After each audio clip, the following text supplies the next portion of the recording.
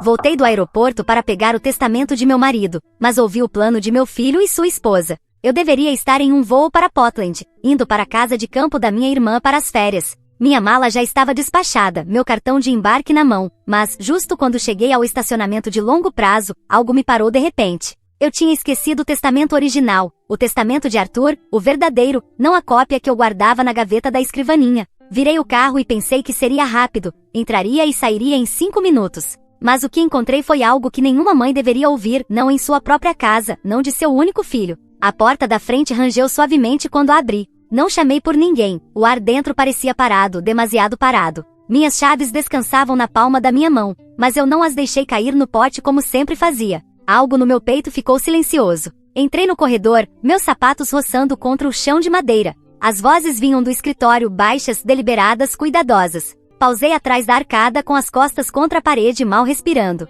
Se ela está mostrando sinais, podemos fazer o caso, disse uma voz que eu reconhecia muito bem, Grant. Ela tem 74 anos, respondeu outra voz. Com a documentação certa, não é difícil demonstrar capacidade diminuída. Ashby, esse era o nome. O advogado que Grant trouxe depois que Arthur faleceu, sob o pretexto de ajudar a organizar as coisas do pai. Meu coração bateu devagar e pesado. Eu não conseguia vê-los, mas sentia a forma da conversa deles. Estavam falando sobre a tutela, sobre mim. Grant continuou, eu já comecei a compilar a lista. Ela tem esquecido coisas, repetido histórias, mal tocou nos impostos do ano passado. Eu queria avançar, gritar o nome dele, mas em vez disso recuei com cuidado. Não queria que as tábuas do piso me entregassem. Lá fora, o sol da tarde estava quente, mas tudo dentro de mim tinha ido para o frio. Entrei no meu carro e fiquei lá, olhando pelo para-brisa, as chaves ainda na minha mão. A mulher que o criou, que trabalhou em turnos noturnos em arquivos para que ele pudesse ir à faculdade sem dívidas, agora estava sendo catalogada como um arquivo em um caso.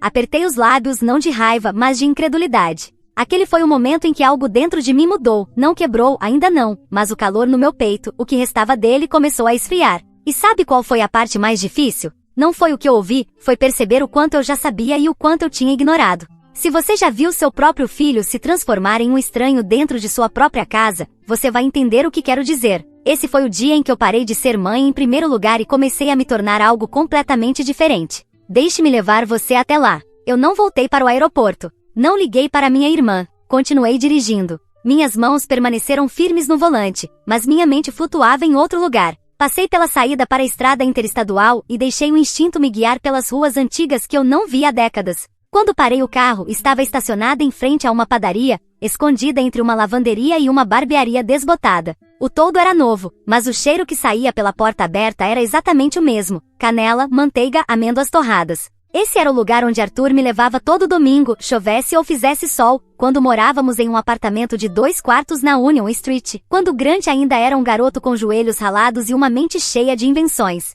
Entrei. O balcão havia sido substituído por algo mais moderno e polido, mas as mesas ainda estavam desiguais, cada uma com um pequeno vaso de flores. Pedi um café e sentei perto da janela. Meus dedos se fecharam ao redor da xícara, buscando calor, algo que me ancorasse. Meus olhos vagaram pela calçada, pessoas passavam com casacos grossos, cabeças baixas, andando rápido. Lembrei de Arthur, lendo o jornal naquela mesma mesa, enquanto Grant empilhava pacotes de açúcar em toys. Ele costumava fazer perguntas sobre tudo: pontes, trens, como funcionavam os elevadores. Ele não queria respostas simples, queria plantas e eu as dava a ele. Eu trazia livros da biblioteca e circulava parágrafos a lápis. Inscrevi-o no acampamento de robótica antes mesmo de ele pedir. Ele era curioso, não mimado, pelo menos naquela época. Em algum lugar, entre aquele menino e o homem que eu ouvi esta manhã, algo mudou, não da noite para o dia, não de repente, como uma chaleira deixada tempo demais no fogão. O vapor começou devagar, depois sibilou até o quarto se encher com ele. Eu me lembrei, quando ele insistiu em cuidar da herança de Arthur, me disse que era demais para mim, quando ele trocou nosso contador por uma firma que eu nunca tinha ouvido falar, quando ele configurou pagamentos automáticos para os meus impostos imobiliários sem perguntar. Eu vi os sinais, mas dei-lhe o benefício da dúvida, a confiança de uma mãe cansada, a esperança de uma viúva.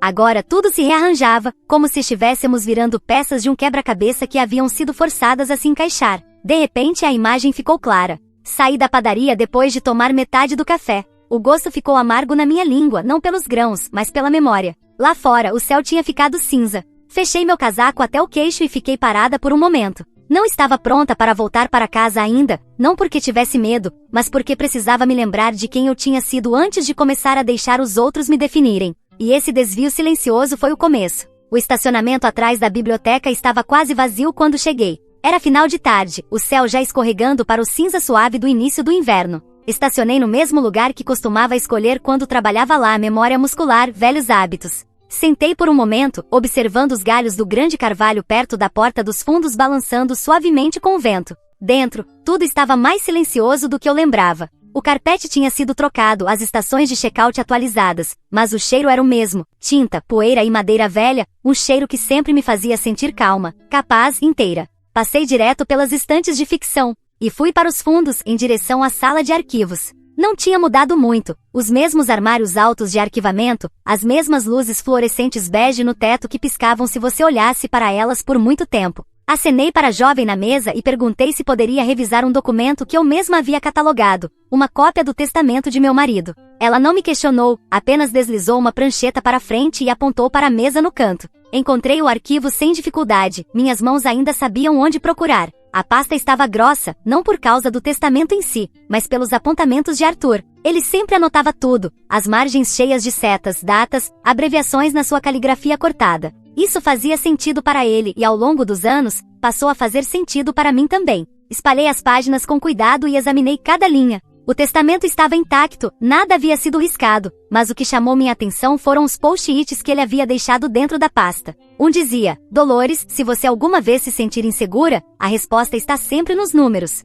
Virei para a última página. Havia um gráfico, uma divisão dos bens, propriedades, investimentos, títulos. Ao lado de cada um, uma anotação. D para reter, D ou grande, se qualificado, retenção legal até revisão independente, não grande para gerenciar. Não acesso total para o filho. Arthur tinha sido preciso, ele confiava em mim. Senti o calor subir no meu peito, não de raiva, mas de reconhecimento, de memória, da sensação de finalmente voltar à minha própria pele. Peguei um bloco de anotações da minha bolsa e comecei a fazer uma lista. Primeiro, cópias. Segundo, consultoria legal. Terceiro, auditoria das mudanças recentes nas contas. Sublinha cada uma com pressão lenta e constante. Quando saí da biblioteca, o sol já havia se posto abaixo das linhas dos telhados. O céu havia se tornado um suave azul marinho. O ar frio não me incomodava. Caminhei até o carro com propósito, minha respiração se formando em nuvens à minha frente e pela primeira vez em semanas, eu não me sentia velha, não me sentia confusa, não me sentia como alguém sendo gerenciado. Eu me sentia como Dolores Whittaker, a mulher que costumava organizar coleções raras, que podia recitar a política de memória, que uma vez encontrou uma carta perdida da guerra revolucionária atrás de um armário de arquivos quebrado, e que agora encontraria seu caminho de volta por meio disso, um documento de cada vez.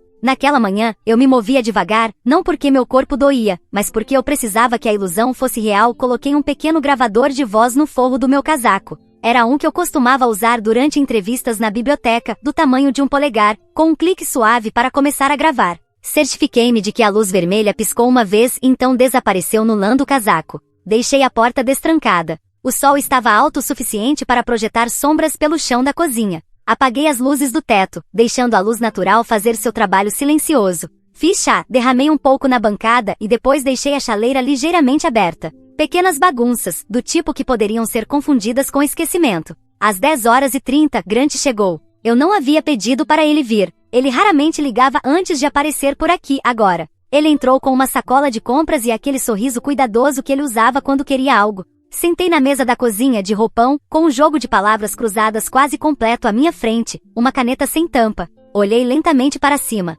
Ele me deu um beijo na bochecha e comentou como a casa estava fria. Eu assenti e disse que devia ter esquecido de ligar o aquecedor novamente. Ele colocou a sacola na mesa e tirou de dentro um recipiente de sopa, um pão e uma lata de bolachas. A performance começou. Ele perguntou como eu estava dormindo. Eu disse que não tinha certeza, então mudei de assunto no meio da frase. Deixei minhas mãos tremerem ligeiramente com a colher quando ele se ofereceu para aquecer a sopa. Sorri e disse que sim, como se ele estivesse fazendo um favor. Grant se moveu pela cozinha como alguém fazendo inventário. Seus olhos vasculhavam o calendário, os remédios na pia, a correspondência não aberta. Comentou sobre uma carta da companhia de seguros. Eu disse que não tinha tido tempo de abri-la. Ele se ofereceu para abri-la por mim. Fiz de conta que não ouvi. Depois do almoço, ele se recostou na moldura da porta e me olhou por um longo momento. Então disse algo que confirmou o que eu já sabia. Ele me disse que tinha andado pesquisando casas de repouso, apenas opções, lugares com jardins, terapia musical, funcionários treinados em cuidados de memória.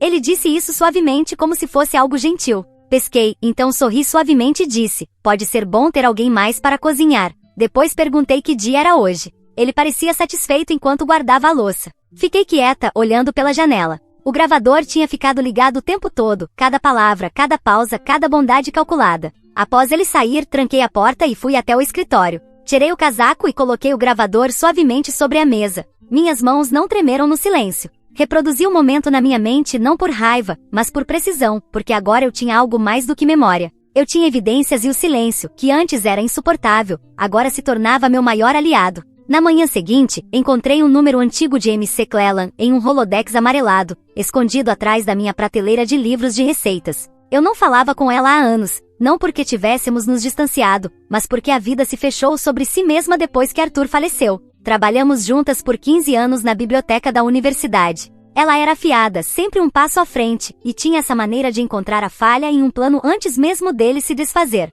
Liguei e deixei uma mensagem, minha voz calma e direta. Eu disse a ela que precisava de uma mente legal em quem eu pudesse confiar e que isso era pessoal. Dentro de 1 hora, ela respondeu por mensagem, dizendo que estaria na minha casa às 4 horas. Quando ela chegou, sua presença preencheu a sala sem dominá-la. Ela usava um casaco de lã azul marinho, cabelo preso em um nó apertado, parecia ela mesma, com os pés no chão, sem cortes de cortesia ou sorrisos forçados. Sentamos à mesa da cozinha, eu servi chá de camomila em xícaras desiguais. Coloquei o gravador e uma pasta na mesa à sua frente, sem explicações, apenas silêncio. Ela ouviu a gravação até o fim. Sua expressão não mudou. Quando terminou, ela olhou para mim e disse, vamos resolver isso. Ela abriu o laptop, seus dedos se moveram rapidamente. Perguntou sobre a minha procuração existente e se ela havia sido atualizada desde a morte de Arthur. Eu disse que não. Ela assentiu. A primeira coisa que faríamos seria revogar a autoridade de Grant. Depois, redigiríamos um novo testamento, designaríamos um executor de confiança e notificaria o Estado sobre as mudanças.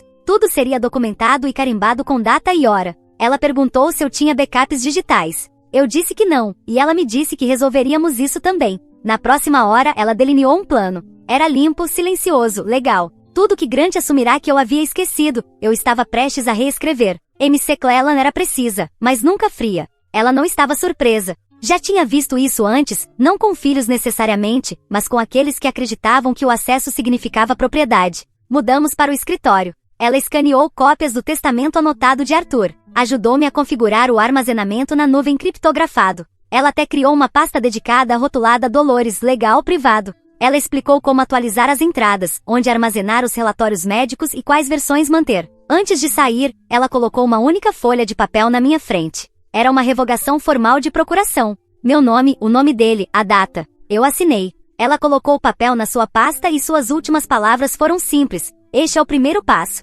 Depois que ela saiu, eu fiquei sentada perto da janela, observando os galhos da árvore de dogwood balançando ao vento. A casa estava quieta novamente, mas dessa vez não era um silêncio vazio, era o som de algo sólido sendo reconstruído, uma decisão de cada vez, um documento de cada vez, uma versão de mim mesma de cada vez. E eu não estava mais sozinha. Os dias seguintes se desenrolaram com precisão silenciosa. MC Cleland me deu uma lista de tarefas, mas na segunda manhã, eu já não precisava mais consultá-la. O ritmo de me proteger se instalou na rotina, o tipo de ordem que eu não sentia desde os primeiros anos de arquivamento, quando cada documento contava sua própria história e meu trabalho era simplesmente preservá-la. Comecei com meus registros médicos. Marquei uma consulta com o Dr. Elkins, o mesmo médico que eu via há mais de uma década. Durante a visita, pedi uma avaliação cognitiva, não porque tivesse alguma dúvida, mas porque queria isso por escrito. O Dr. Elkins não me questionou, fez o teste, verificou meus reflexos, revisou meu prontuário e me entregou uma carta assinada,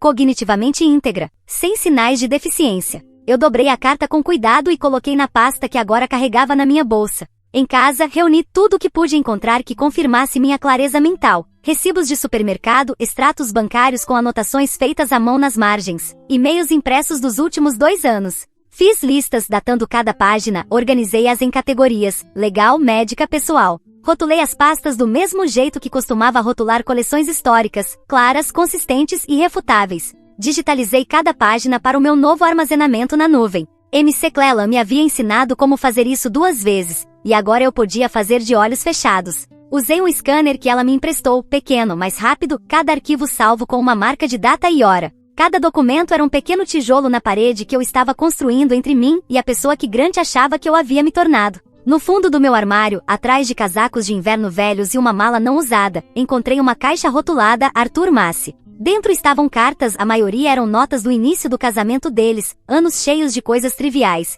listas de compras, lembretes rápidos, pequenos corações desenhados ao lado do nome dele. Mas uma se destacou. Era uma única página, escrita à mão com sua caligrafia forte, datada de 10 anos atrás, sem envelope, apenas dobrada em 4 e colocada entre 2 folhetos de viagem. Ela dizia: se o dia chegar em que nosso filho fizer você duvidar de si mesma, confie no seu instinto. Você sempre vê com mais clareza do que acredita. Sentei na beirada da cama com a carta no colo. A casa estava quieta, meu coração batia hasteade. O vento lá fora aumentou, batendo contra as janelas como dedos. Arthur soubera, não dos detalhes, mas da possibilidade. Ele tinha visto algo que eu não estava pronta para ver na época. Eu estava pronta agora. Naquela noite, fiz o backup de tudo novamente. Enviei cópias para MC Cleland e armazenei um pendrive no cofre de segurança. Acrescentei uma última anotação ao meu diário. Não existe tal coisa como estar preparado demais quando alguém tenta apagar você. E dormi sem acender a luz do corredor pela primeira vez em semanas. Não acordei para verificar as fechaduras. Eu havia feito o trabalho e já não estava mais jogando na defesa. Eu estava documentando minha sobrevivência com minha própria caligrafia, em tempo real. Ele apareceu numa quarta-feira. Eu não ouvi o carro chegando, mas a campainha tocou logo depois do meio-dia. Respirei fundo e fui até a porta sem pressa. Quando a abri, Grant estava lá, segurando uma sacola de papel em uma mão e um pequeno buquê de tulipas do supermercado na outra. Ele sorriu, aquele mesmo sorriso suave que usava quando era pego furtivamente comendo um lanche antes do jantar. Dei um passo para o lado e deixei-o entrar sem dizer uma palavra. As tulipas eram amarelas. Agradeci e coloquei-as no velho vaso verde na mesa de jantar. Ele comentou sobre como a casa estava quieta e disse que parecia pacífica. Concordei. Ele desembrulhou a sacola na cozinha sem perguntar. Um recipiente de sopa de legumes, um pão crocante, uma barra de chocolate. Ofereci para aquecer a sopa, mas ele acenou com a mão e fez isso ele mesmo. Ele se moveu pela cozinha como se fosse de sua propriedade, como sempre fizera. Sentamos à mesa. Ele perguntou como eu andava dormindo. Eu disse a ele que algumas noites eram melhores do que outras. Ele assentiu e perguntou se eu havia considerado contratar alguém para fazer uma visita 1 ou 2 vezes por semana. Eu disse que talvez não fosse uma má ideia. Deixei minha colher descansar no caldo. Minhas mãos se moviam mais devagar do que o habitual. Ele me observava de perto, como alguém que observa um mostrador que acabou de ajustar. Então ele começou a falar sobre lugares que havia pesquisado, comunidades de vida assistida com programas de bem-estar, trilhas para caminhada, quartos privativos. Ele disse isso suavemente, como se fosse apenas uma sugestão. Disse que eu merecia descanso, que não era seguro ficar sozinha por muito tempo. Eu olhei para baixo, passei os dedos ao longo da borda do guardanapo e disse que consideraria. O rosto dele suavizou, talvez até com alívio. Quando ele se ofereceu para me levar a um desses lugares para fazer uma visita na próxima semana, sorri novamente e disse talvez. Então pedi para ele me lembrar que dia era hoje. Ele me disse e eu assenti como se tivesse esquecido. Deixei a pausa se estender entre nós. Ele ficou mais meia hora, caminhou pelo corredor como se estivesse verificando algo que eu poderia ter deixado passar. Apontou uma lâmpada piscando na lavanderia. Mencionou que o corrimão da varanda estava solto.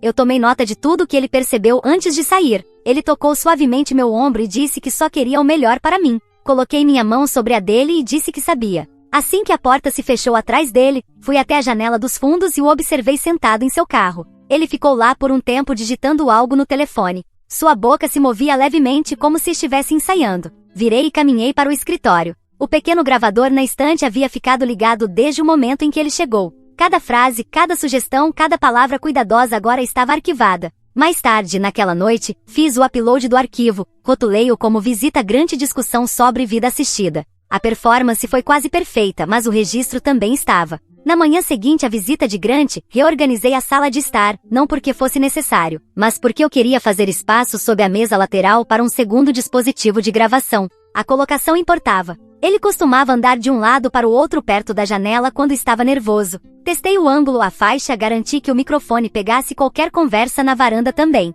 Deixei a porta da frente destrancada novamente, um gesto de abertura, vulnerabilidade. Depois, movi-me devagar pela cozinha, colocando deliberadamente pequenos sinais de esquecimento. Deixei a geladeira ligeiramente aberta, coloquei a xícara de medição na pia, ao invés de no armário. Quando passei pelo espelho do corredor, baguncei meu cabelo, o suficiente para parecer que eu não tinha notado. Às 10h40, o carro dele entrou novamente. Ele subiu os degraus, cantando algo. Saí para a varanda com um cardigã apertado nos ombros e perguntei o que o trazia de volta. Ele disse que estava na vizinhança, apenas dando uma checada. Ele me entregou um novo pacote do centro de cuidados que ele havia mencionado antes. Eu o segurei com as duas mãos, deixando meus dedos tremerem um pouco. Não abri imediatamente. Em vez disso, sentei na cadeira da varanda e perguntei que horas eram. Ele sorriu, respondeu suavemente e se sentou ao meu lado. Olhei para a pasta e sussurrei que as fotos pareciam boas. Ele se inclinou para a frente, descrevendo as trilhas para a caminhada e a sala de música, como se estivesse vendendo uma casa de férias.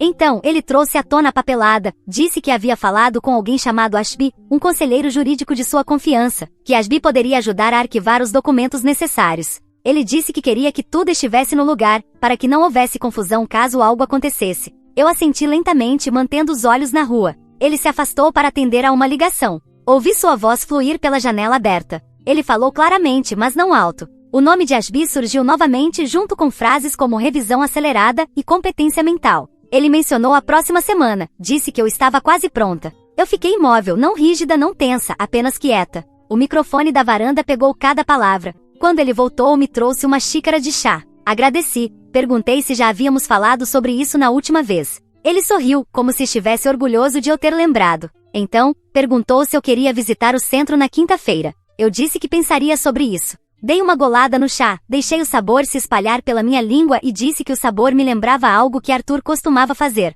Ele não respondeu, apenas assentiu e disse que me ligaria amanhã. Depois que ele saiu, voltei para dentro e cuidadosamente desconectei o microfone sob a borda da varanda. Fiz o upload do novo arquivo na pasta de arquivos e a rotulei claramente. Mais tarde, naquela noite, MC Cleland veio. Ela trouxe seu tablet e transferimos tudo para 2 backups criptografados. Mostrei a ela as anotações que Grant havia deixado no folheto do centro de cuidados. Ele havia circulado uma linha na política de admissões, transferência de procuração médica contingente à necessidade observada. Ela olhou para mim, então me entregou uma pasta dela mesma. Dentro estava uma declaração juramentada confirmando minha atual capacidade legal e médica, assinada pelo Dr. Elkins e por 2 notários. O jogo tinha mudado. Grant acreditava que estava se aproximando, mas eu já estava documentando cada um de seus passos, e pela primeira vez em muito tempo, senti que não estava apenas sobrevivendo, estava me preparando para ser vista. 3 dias após a última visita de Grant, MC Cleland enviou a resposta formal para o escritório de Ashby. O envelope estava pesado com documentação, a declaração de capacidade mental, a nova procuração notarial, o testamento atualizado e uma notificação por escrito declarando todas as autorizações anteriores nulas. Tudo estava registrado, carimbado com data e hora e assinado em duplicata. Não era uma declaração de guerra, era um escudo. Ela não enviou por e-mail, entregou pessoalmente, uma visita silenciosa ao complexo legal do centro da cidade, onde o escritório de Ashby ficava no 2º andar, acima de uma clínica odontológica. Ela deixou o envelope com a recepcionista pedindo apenas que fosse colocado diretamente nas mãos dele, e então caminhou embora. Naquela noite, ela me ligou. Sua voz estava calma, mas havia algo imensurável por baixo dela. Ela disse que Ashby a havia chamado pessoalmente, pouco depois de receber o arquivo, não para argumentar, nem para defender sua posição. Ele disse algo estranho, que havia revisado tudo com cuidado e que estaria se afastando da situação. Então, sem que ela pedisse, ele acrescentou que Arthur já tinha lhe feito um favor em uma época em que poucos outros o fariam. Não foi uma confissão, mas foi o suficiente para deixar uma rachadura no muro que Grant havia construído. Eu fiquei com aquela ligação passando na minha cabeça. Peguei a nota manuscrita de Arthur novamente, aquela da velha caixa.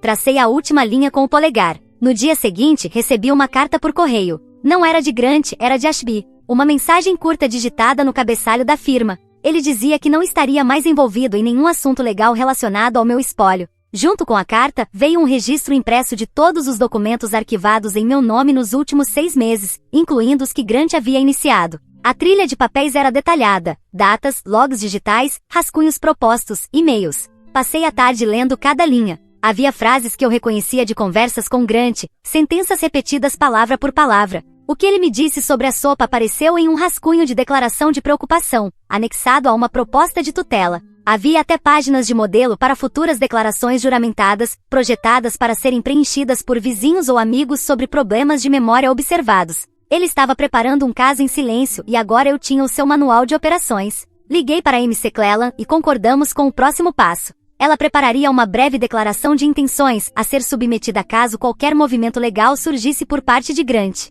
Um aviso, não uma ameaça, de que qualquer tentativa de contornar meus direitos seria considerada uma violação legal e coação de um idoso. Ficaria registrado. Naquela noite, coloquei a carta de Ashby ao lado da nota de Arthur na gaveta da minha mesa de cabeceira. 2 homens, um que tentará me apagar silenciosamente e outro que deixará apenas luz suficiente para eu encontrar o caminho de volta. Eu não me senti triunfante, me senti firme, como se finalmente tivesse saído de um padrão de espera e entrado no ar claro. O silêncio na casa não me pressionava mais. Ele estava ao meu lado, forte, esperando. Grant chegou sem aviso. Nenhuma ligação, nenhuma mensagem, apenas o som dos pneus no cascalho e o rangido lento do portão da frente. Eu já esperava por isso. A carta de Ashby havia mudado algo e eu sabia que ele não demoraria a tentar reassumir o controle. Observei pela janela enquanto ele caminhava pelo caminho com uma pasta debaixo do braço. Seu passo estava medido, mas os ombros estavam tensos. A máscara de preocupação ainda estava lá, mas mais fina agora, esticada sobre algo mais afiado. Quando abri a porta, não o cumprimentei com surpresa.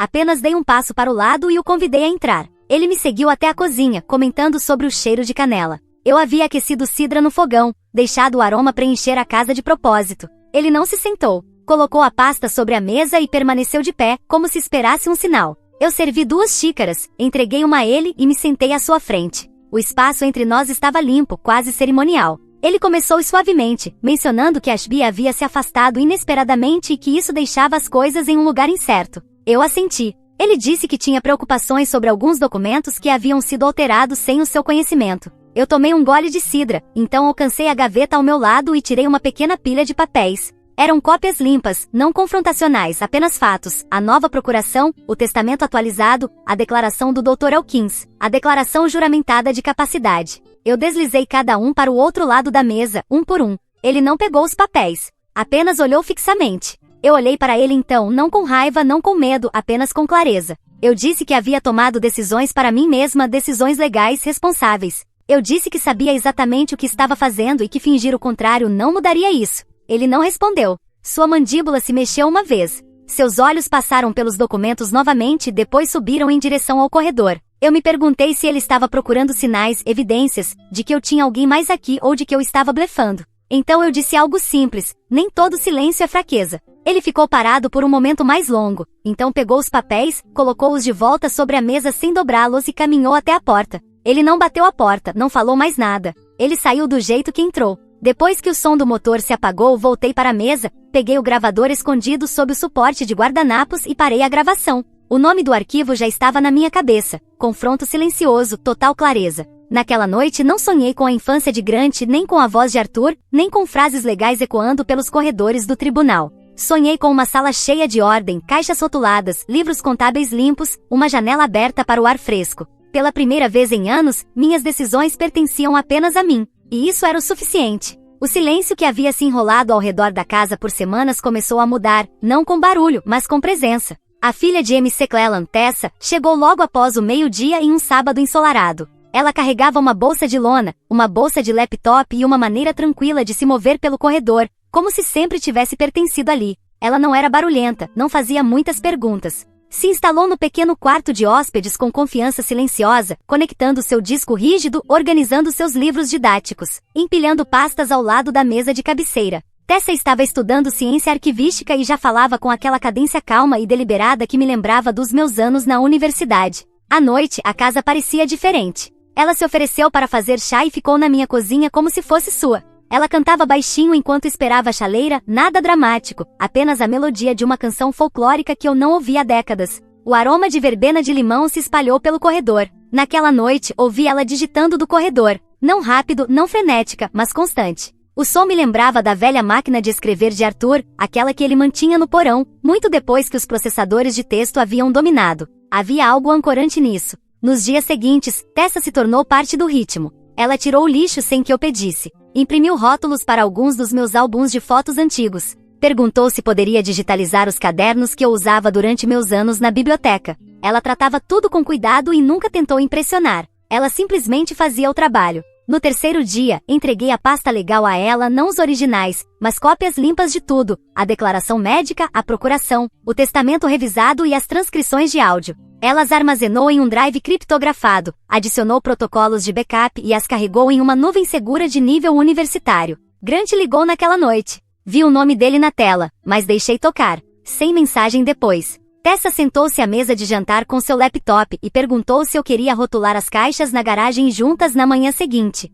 Eu disse sim, parecia como dizer sim a algo maior do que papelão e fita. Parecia como dizer sim ao movimento, à vida além da defesa. Os quartos não mais ecoavam quando eu passava por eles. A cozinha tinha impressões digitais novamente. O chão precisava ser varrido com mais frequência, e eu gostava disso. Escrevi no meu diário naquela noite apenas uma frase: a casa não está mais quieta e eu também não. O ar da manhã havia mudado. As árvores do lado de fora da janela balançavam com uma confiança silenciosa, como se soubessem que algo havia acabado e algo mais começara. Sentei-me na minha mesa com meu diário aberto, o mesmo que eu escrevia desde a morte de Arthur. As páginas estavam mais grossas, não apenas com palavras, mas com clareza. Pensei sobre o quanto eu havia caminhado, não em milhas, não em conquistas que pudessem ser contadas, mas na caminhada lenta e deliberada de volta para mim mesma. Não houve gritos, não houve uma porta sendo batida no final. Apenas a coleta de pequenas decisões empilhadas como pedras em um caminho que eu mesma carvei. Virei para a última página. A tinta se moveu de forma constante enquanto eu escrevia. Deixe-o falar primeiro, então observe-o cair.